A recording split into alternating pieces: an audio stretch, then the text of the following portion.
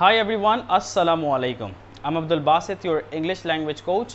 Welcome to my YouTube channel, Abdul Basit ELT. अभी तक हम अपनी वीडियोस के कुछ लेसन्स रिकॉर्ड कर चुके हैं। I hope you enjoyed them. अगर आप लोगों ने वो लेसन्स नहीं देखे तो आप हमारे YouTube चैनल की प्लेलिस्ट में जाके उनको देख सकते हैं। ये हमारी एक सीरीज़ है जो कि हम चला रहे हैं English language basic to advance course की, जिसमें हम बिल्कुल बिगिनर लेवल से जो है वो इंग्लिश के लेसन्स अपलोड कर रहे हैं, ताकि हर स्टूडेंट जो एक बेसिक इंग्लिश को भी नहीं समझता वो भी अंग्रेज़ी ज़बान को सीख सके। अब तक हम 4 से 5 लेसन्स अपलोड कर चुके हैं।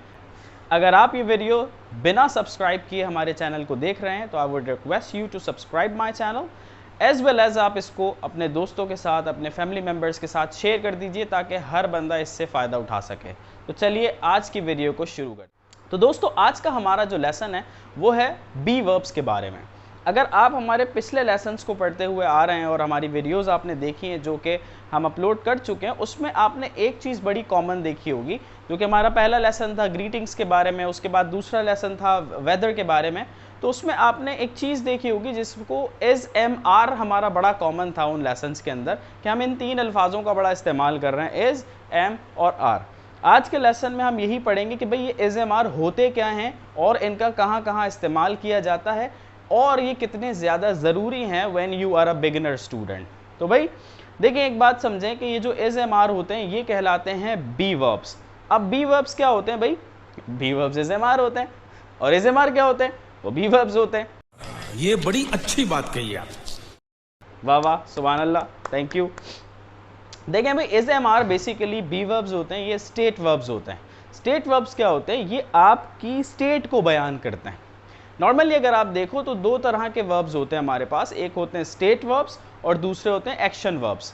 एक्शन वर्ब्स क्या होते हैं? जो आपके फिजिकल बॉडी मूवमेंट जो होती है किसी भी काम की, उसको बता रहे होते हैं। जैसे खाना हो गया, भागना हो गया, चलना हो गया, कूदना हो गया, मारना हो गया।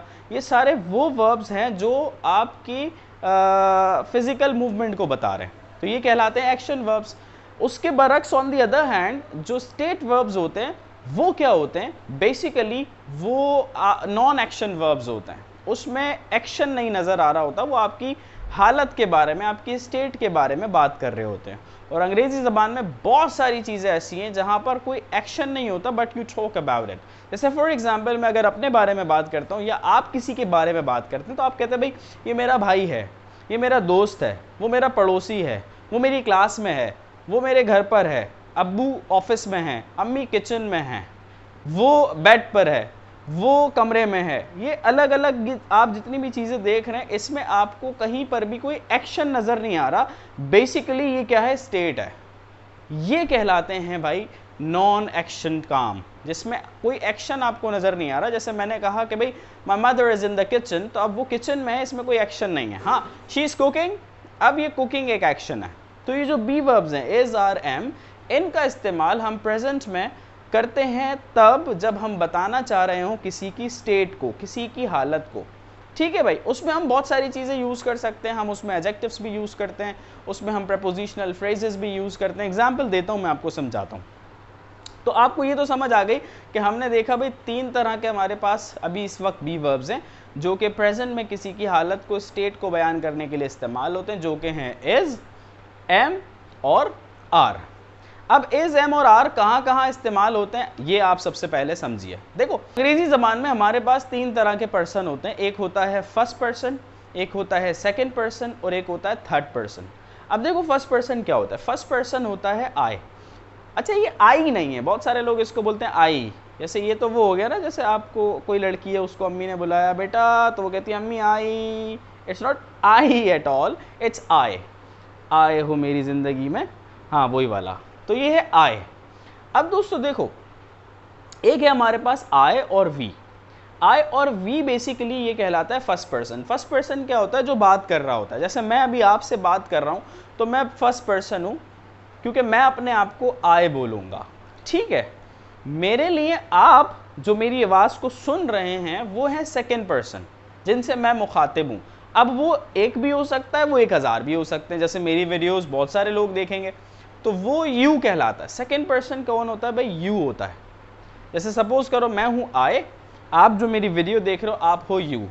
लेकिन अगर आप अपने आप को देखो तो आपके लिए आप आए हो और आपके लिए मैं कौन हूं, यू। यानी कि मैं अपनी नजर में आए हूं, मेरी नजर में आप यू, आपकी नजर में आप आए, आपकी नजर में मैं यू। अरे कहना क्या चाहते हो? दिमाग तो नहीं घूम रहा भाई? अपने आप को, अपने आप बारे में बात करोगे तो आप आए बोलोगे, आप मुझसे बात कर रहे हो तो मैं आपके लिए क्या हो गया भाई, यू हो गया। ठीक है। अब देखो दोस्तों, अब हम दोनों बात कर रहे हैं किसी तीसरे शख्स के बारे में। अगर वो लड़का है तो वो ही होगा, अगर वो लड़की है तो वो शी होगी, अगर वो कोई चीज़ है तो वो इट होगा। तो ये कहलाते हैं थर्ड पर्सन सिंगुलर्स। अगर किसी तीसरे इंसान के बारे में हम बात कर रहे हैं लेकिन वो एक से ज़्यादा है, जैसे हम 2 3 4 5 लोगों के बारे में बात कर रहे हैं, तो हम बोलेंगे दे। ये वो नहीं है दे यार, देना, पहले तू दे देना, नहीं वो नहीं है भाई। ये दे मतलब THEY दे, इसका माना होता है वो लोग। अब वो 2 भी हो सकते हैं, 2000 भी हो सकते हैं, 2 लाख भी हो सकते हैं। ठीक है, तो उसके लिए हम यूज क्या करते हैं भाई, दे। और ये कहलाता है third person plural. He she it वगैरह थर्ड पर्सन सिंगुलर, और दे क्या हो गया भाई, थर्ड पर्सन प्लूरल, यानी कि ज्यादा लोग हैं इसीलिए हम उसमें प्लूरल बोल रहे हैं, दे बोल रहे हैं।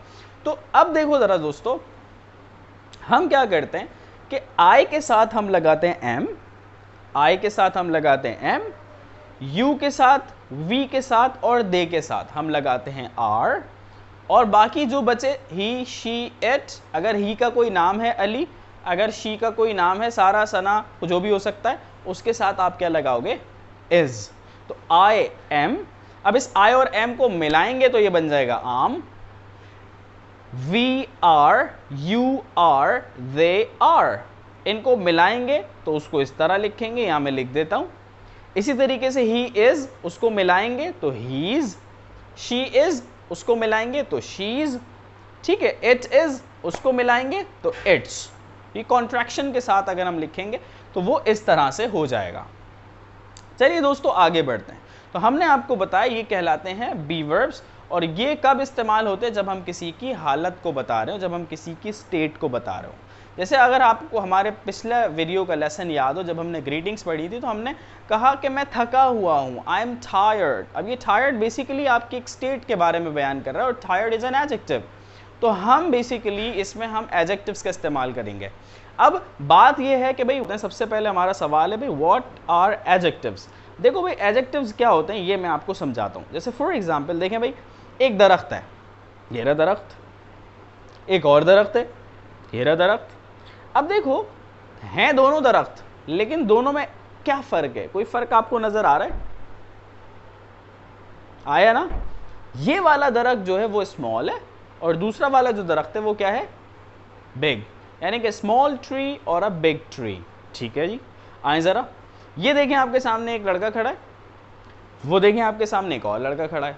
दोनों में क्या फर्क है, दोनों ही लड़के, लेकिन एक लड़का जो है वो है भाई पतला दुबला, और एक लड़का क्या है भाई, मोटा ताजा। अच्छा जी, चलें एक और चीज देखें। देखें आपके सामने यहाँ पे एक कुर्सी रखी है, यहाँ पे आपके सामने एक और कुर्सी रखी है। ये वाली जो कुर्सी है ये बड़ी अनकंफर्टेबल है, लेकिन वो वाली कुर्सी जो है वो क्या है, कंफर्टेबल। हैं दोनों कुर्सियां, लेकिन एक है अनकंफर्टेबल, एक है कंफर्टेबल। आपके सामने दो लोग खड़े देखें, हैं दोनों लोग, एक खुश है एक उदास है। अगर आप इन एग्जाम्पल्स को थोड़ा सा समझें, तो बेसिकली मैं क्या बता रहा हूं, मैं ये बता रहा हूं कि दोनों दरख्त तो हैं, लेकिन एक दरख्त की क्वालिटी ये है कि वो छोटा है, और दूसरे की ये है कि वो बड़ा है। दोनों लड़के तो हैं, लेकिन एक की क्वालिटी ये है कि वो पतला है, दूसरे की क्वालिटी ये है कि वो मोटा है। अब क्वालिटी गुड भी हो सकती है, बैड भी हो सकती है, वो आपकी अपनी नज़र में। आपके लिए पतला होना बुरी बात है तो वो आपके लिए बैड क्वालिटी हो गई। अब कुर्सियाँ दोनों ही हैं, लेकिन एक अनकंफर्टेबल है, दूसरी कंफर्टेबल है। दोनों की एक अलग अलग खासियत है। लोग दोनों ही हैं, लेकिन एक हैप्पी है और एक सैड है। तो ऐसे अल्फाजों को हम कहते हैं एडजेक्टिव। अब इसको हम basically we do not pronounce that adjective, rather we say it adjective. तो ये एडजेक्टिव होते हैं भाई, और इंशाल्लाह हम नेक्स्ट लेसन में आपको डिफरेंट एडजेक्टिव्स पढ़ाएंगे।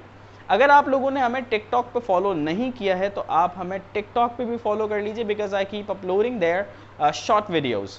टिकटॉक पे भी आप अब्दुल बासित ELT सर्च करेंगे तो इंशाल्लाह आपको हम मिल जाएंगे, वहाँ पे भी हम शॉर्ट वीडियोज़ अपलोड करते हैं, so do follow me there. तो एडजेक्टिव्स बेसिकली ये होते हैं दोस्तों, जो किसी शख्स की, किसी चीज़ की क्वालिटी या क्वांटिटी को बताते हैं। अब क्वांटिटी से क्या मुराद है, जैसे देखो ये सेब है, देखो वो भी सेब है, लेकिन ये सेब एक है वो दो हैं, तो अब ये जो 1 2 3 4 ये बेसिकली ये भी एडजेक्टिव्स हैं, ये क्वांटिटी को बयान कर रहे हैं। जैसे फॉर एग्जांपल मैंने कहा भाई there are 4 students in the room, मतलब कमरे में 4 स्टूडेंट्स। अब ये जो वर्ड 4 है ये एक एडजेक्टिव है जो कि क्वांटिटी को डिस्क्राइब कर रहा है, ठीक है। इसी तरीके से हमने कहा आई हैव सम मनी, अब ये जो वर्ड सम है बेसिकली क्या है, सम क्वांटिटी को शो कर रहा है, इट्स एन एडजेक्टिव। तो ये कहलाते हैं भाई एडजेक्टिव्स, और नॉर्मली हम एडजेक्टिव्स का इस्तेमाल बी वर्ब्स के साथ करते हैं। बी वर्ब्स जो कि अभी हमने देखे इज, आर और एम। अब इनका इस्तेमाल किस तरह करना है और किस तरीके से आप एडजेक्टिव्स को इस्तेमाल कर सकते हैं वो हम आपको इंशाल्लाह नेक्स्ट वीडियो में बताएंगे। तो आज के लेसन को अगर हम कंक्लूड करें तो हमने सीखा आज बी वर्ब्स क्या होते हैं भाई। बी वर्ब्स होते हैं इज, एम और आर। इनका इस्तेमाल हम कब यूज़ करते हैं, जब हम किसी इंसान की, किसी चीज़ की स्टेट के बारे में बात कर रहे हो, एक्शंस के बारे में बात ना कर रहे हों। तो भाई ये था आज का हमारा lesson. See you in the next video, till then be happy and let others be happy, have a great time.